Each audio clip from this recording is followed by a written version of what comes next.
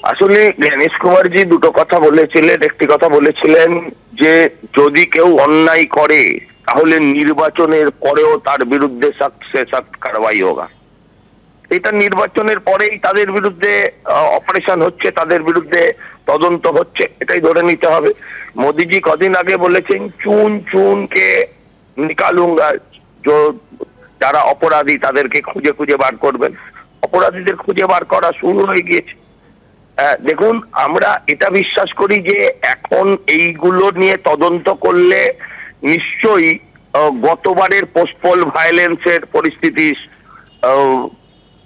তার থেকে আমরা মুক্ত হয়ে যেতে পারবো না, কিন্তু এখন থেকে যদি প্রচন্ড ভাবে চাপ সরকারের ওপর সৃষ্টি করে রাখা যায় এবং এই পুলিশ অফিসার যাদেরকে মমতা বন্দ্যোপাধ্যায় প্রতিদিন আশ্বস্ত করেন যে তোরা যা খুশি করে বেড়া, শুধু আমার কথায় নাচবি তাহলেই আমি তোদেরকে রক্ষা করব, তারা অন্তত আর সেই রাজীব কুমার হতে চাইবে না।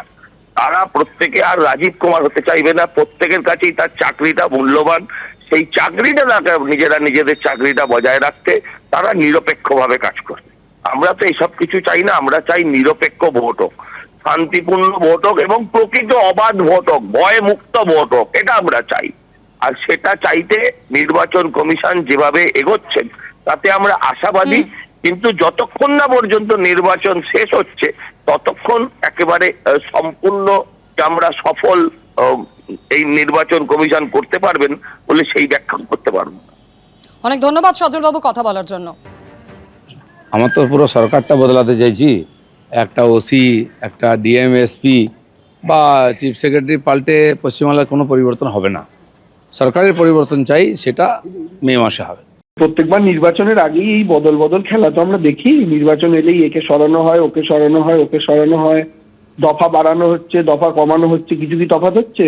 যখন 6 দফায় 7 দফায় ভোট হয় তখন তারা চিৎকার করে বলে আইন শৃঙ্খলার পরিস্থিতি খারাপ, তাই 7 দফায় ভোট, তাই 8 দফায় ভোট, তাই 80 দফায় ভোট। আর এবার যখন 2 দফায় ভোট হচ্ছে তখন একবারও বুক ফুটে বলছে না যে নিশ্চয়ই তার মানে আইন শৃঙ্খলার উন্নতি হয়েছে, তাই 8 দফা থেকে কমে সেটা 2 দফায় হয়েছে, নিজেরাই সেটা দাবি করেছে। ঠিক সেরকম ভাবেই আজকে পরিবর্তনের কথা বলছেন। আমি বলছি এত তো ঝামেলাই থাকে না।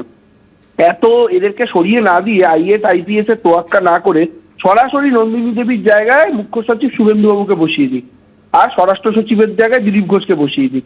আইএস আইপিএস ও দেখার দরকার নেই, তাহলেই একদম প্রবলেম সলভ। এরাও খুশি, 4 দিনের জন্য একটু রাজ্যকে কন্ট্রোল করার সুযোগ পাবে, আর বাকি সাধারণ মানুষও খুশি থাকবে। অন্তত সকাল সকাল এদের ভুলভাল কথা শুনতে হবে না। এবিপি আনন্দ, এগিয়ে থাকে, এগিয়ে রাখে।